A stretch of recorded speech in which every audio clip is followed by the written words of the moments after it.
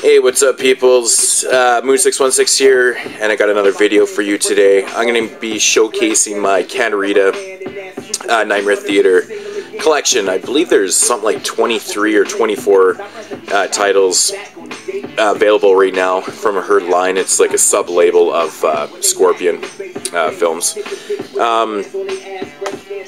Yeah, anyways. So I believe, I have all the ones up to present right now. I know next month they're releasing Body Melt, which is an Australian film, and a double feature DVD that contains Initiation and some other film. I can't quite remember the name of the film right now. But, yeah, so the way I'm going to showcase these films off here is I have them into basically countries, you know, the origin where they were filmed. And so I'm going to start with all the Canadian films here, and then I'll just move on to US, UK, and so on. Alright, first up is Death Ship. I'm showing off this one first because this one might not necessarily be part of the Katarina Nightmare Theater. The weird thing about this one is that it was advertised as going to be a Nightmare Theater release, but it never came with the header that all the films actually have. But the weird part is, if you look on the back here, it still has, in the special features, you know, you can play a Nightmare Theater with Katarina. So I added this to the collection because, like I said, it was advertised for so long as being part of the line, so whatever. Death Ship. It's about a killer ship, a haunted killer ship, you know, that's possessed by Nazis. I love this film, man. I think it's great. I love the atmosphere. A lot of people kind of shit on this one sometimes, but you know what? I think it's fucking fun. Very fun Canadian film. Next up is Whispers, another Canadian film here, based off the novel written by Dinar Kuntz. I have watched this film, and I actually can't remember a fucking thing from it. I watched this one months and months ago, so I honestly can't even comment on it. I feel so stupid, I actually can't remember a thing about this one. But I think I remember kind of liking it, but it wasn't the greatest. I mean, it couldn't have been that great if I don't remember it at all. Next up is Humongoys. This is like a creature slasher film. You know, it takes place like on a fucking island. Very fun film, very fun film. Just early 80s goodness right here. Yeah, if you don't have this one, definitely pick it up. You can pretty much get all these titles for relatively good prices, brand new, so you know, be on the lookout for these before they go out of print or something, I don't know. I've heard rumors that a couple of these might be going out of print, so, but who really knows? Next up is The Incubus, one of my favorite fucking films from the early 80s. Absolutely love this one. This is about like a demon that basically rapes women to death, also known as the Incubus. That's what it is. It's like a fucking giant penis, I guess. Very cool film. Everything about this film rocks. If you've never seen The Incubus, definitely check it out. It fucking kicks ass. Very cool Canadian film. Next up is The Carpenter. This is kind of like it's a slasher film, you know, about a carpenter that's working on this fucking lady's house or whatever, and then goes crazy. You know, it's not bad. It's not like an A-list 80s slasher film, but it's also not the worst. It's very mid-range, but you know, this is the uncut version. It's not too bad. It's definitely worth a pickup if you want to, you know, collect this line or whatever.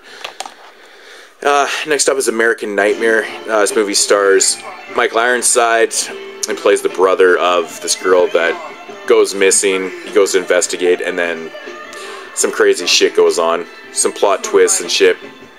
You know, I'm not the hugest fan of American Nightmare. I find it a little slow, boring at times, but you know what? It's not really the worst thing in the world. I definitely need to rewatch this one, but you know, it's a decent Canadian flick, though. These next two I actually haven't even watched yet. Mark of Cain and Thrill Kill. This is a double feature released by Katarina's Nightmare Theater line. Yeah, these are, I think they're more like almost thriller, like they're kind of thriller horror films or something like that. Yeah, I haven't gotten around to watching this one, but yeah, double Canadian bill.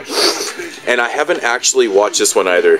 This is the Pix, starring Karen Black and Christopher Plummer. I'm not sure why I haven't watched this one yet, but you know, I collect all these, so I had to pick it up. I'm definitely going to watch that one, I think, next. And that does it for all the Canadian films. They've released 2, 4, 6, 8 Canadian films in the line so far. So I'm going to move on to the American releases here. First up is Don't Answer the Phone. This is about a guy that's harassing people on the phone. It's kind of like a slasher film. It's not bad. I know people kind of shit on this one too, but I actually don't mind it. There's this one really funny ass scene in this fucking hotel room that just, I don't know, man, made me laugh so hard when I was watching this film. But anyways, Don't Answer the Phone. It's definitely worth the watch. Maybe a pickup. I don't know, if you can find it cheap, pick it up. Next up is Final Exam. This is a film I've reviewed for the 52 Horrific Weeks 1981 series. This is a slasher film with absolutely no plot, but with that said, it's actually really fucking fun. Good kills, but, like I said, if you like mindless slasher films and you don't need a reason, definitely check this one out. Final Exam's fun. It's very cool. Next up is a slasher film that I absolutely fucking love. The House on Sorority Row. Now, this one I heard rumors about it going out of print, because every time this film gets released, it goes out of print right away. But as far as I know, it's not out of print, so you can still get this for cheap, I think. I might be wrong on that, don't quote me, because in reality, I don't know shit. Yeah, it's one of those sorority house fucking slasher films. Everybody's seen this film. I love it. I think it's fantastic. Definitely pick this one up. Like I said before, it goes out of print. Yeah. Next up is a film featuring Christopher George and Bill Paxton. Christopher George actually passed away, I think, shortly right after the filming of this movie. Bill Paxton, Mortuary. Obviously takes place in a mortuary. This is a pretty good film. I do recommend this one. I believe that this is not the uncut version, though. It is rated. I'm not sure if the uncut version has ever been released here in Region 1, but if anybody has any info on that, I know that there is definitely bootlegs of the uncut, but I don't know. I'm not really too sure on this one, but Mortuary, it's decent. Next up is Double Exposure. This is like it's kind of like I guess you would call it a slasher film, really. It's about, this photographer that's, his fucking models and shit start getting picked off and shit, and he doesn't really understand. He's having like all these crazy visions and stuff. Is it him or is it not him? And he just doesn't know what the hell is going on and shit. It's actually pretty good, man. I actually kind of enjoyed this movie. Double Exposure. Definitely check that one out. Next up is the last for the American films released by the Katarina Nightmare Theater line, The Hearst and The Blood of Dracula's Castle. Starting with The Hearst, fantastic film. If you've never seen The Hearst, definitely check that one out. I love the atmosphere in that film. It's just a cool film. And Blood of Dracula's Castle, fucking cheesy film. Yeah, I mean, that's really all I can say. It's fun though. It's definitely worth a watch. But this is a pretty cool double bill to have. Yeah. Alright, so moving on here to the UK releases by Katarina Nightmare Theatre, or Scorpion, I can just say. First up is Revenge, this movie starring James Booth and Joan Collins. This is about, James Booth, his daughter gets killed, so he just goes out for revenge, because the dude that got picked up for the murder got released. And he was really fucking livid about it, so he decides to take matters into his own hands. And yeah, there's some plot twists and shit going on in here. It's pretty decent. It does drag a little bit, I find. Joan Collins looks fucking sexy in this film, but anyways, that's Revenge. Pretty decent UK flick. Next up is Satan's Slave. I actually haven't watched this one yet, so I can't really comment on it. Yeah, I don't know why I haven't gotten... like I said, there's a couple films in here I haven't gotten around to watching, but I'm looking forward to this one. I think it's another one of these, like, cult films or something like that. Actually, here's another one I haven't gotten around to. I think this might be the last one. Nothing But the Night, starring Christopher Lee and Peter Cushing. I believe this is more like a kind of horror thriller kind of deal. If you know anything about these few that I haven't seen, let me know in the comments section. Next up is The Devil's Men, starring Donald Pleasance and Peter Cushing. This is like a cult film. I don't know, it's okay. It's got some fucking very laughable parts in it, man, I gotta say. And Terror, it was decent. It was fun. This is actually a really cool double bill. Watch these back to back. You'll have some fun. Not too bad. UK releases. Next up is The Devil Within Her. I actually reviewed this film on the Fright Tube. Early in the Fright Tube. I think second or third review I did. So if you want to know more about the film, definitely check out that review. But yeah, The Devil Within Her is, you know, about a killer baby. Yeah. It's fun, man. Starring Joan Collins and Carolyn Monroe and Donald Pleasance. It's a fun film. I really enjoyed it. Okay, next up, I'm going to get to the Australian releases. So I will have more next month with the releasing of the next three. First up is The Survivor. This is about a pilot that, like, beginning of the film, they take off and they crash, killing like all 300 people on the plane. And lo and behold, he's seen walking around unscathed from the accident. And yeah, the film goes from there. I'm actually not a really big fan of this film. It wasn't really what I expected. I was expecting more... I don't know what I was expecting. More of kind of like a ghost story kind of fucking deal. I don't really know.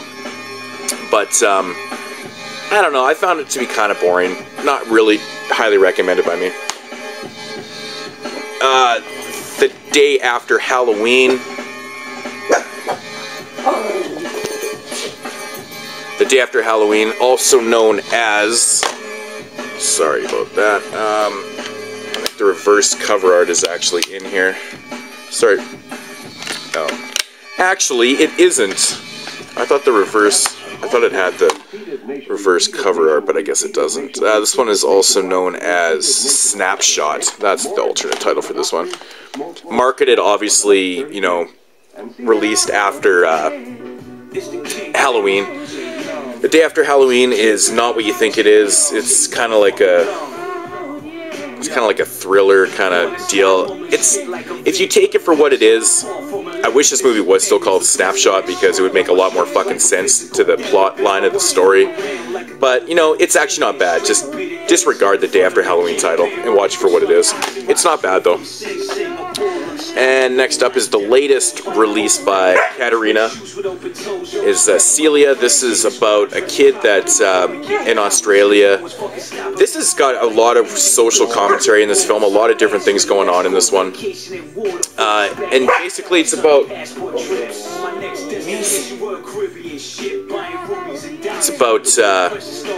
sorry, I'm losing my concentration. These fucking dogs today are driving me nuts. Yeah, it's about Celia, and eventually she fucking goes crazy, kind of, you know, ends up doing some bad shit. You gotta kind of see this one to really understand. There's a lot of shit going on in this one with, like, you know, with government stuff. You know, it's based in the 50s, so, you know, about the time when they were having that infestation with rabbits. The government's trying to get rid of all these rabbits and stuff, but yeah, I probably just confused the hell out of people with that. But anyways, this one has a lot of shit going on for it. It kind of feels like Lord of the Flies in a way sometimes. But yeah, I actually really enjoyed this film. It's not really a horror film. She does have visions, it does have horror elements to it, but it's not really a horror film. But you know what? I actually really enjoyed this film for the social aspect of it. Kind of cool. Next up is a film from Ireland called The Fantasist.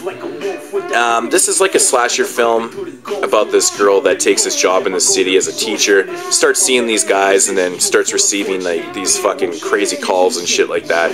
And other women around the city are getting picked off, and you know, it's not bad. It has a really weird 80s vibe from Ireland in it. Overall, it wasn't too bad. I don't highly recommend this film, but it was decent. And last up is a Spanish film from Spain. This is called Satan's Blood. This is definitely a fucking cult film about, I want to say, I think they're, yeah, it's about this fucking couple that, like, wheels in this other couple, you know, to do some cult shit. It's actually really good. I really enjoyed this film. I thought it was fantastic, but yeah, that's me, Satan's Blood. Anyways, I tried to rip through this as fast as I could. I think that was like 25 titles or some shit like that. What's going on here? I don't know. This is all of them. So that's the whole collection of the Katarina films. Definitely be picking up those ones that are coming out next month. So anyways, I'll leave you with that. Thanks for watching Move 616, and thank you for subscribing. Leave comments if you want. Peace out, homies.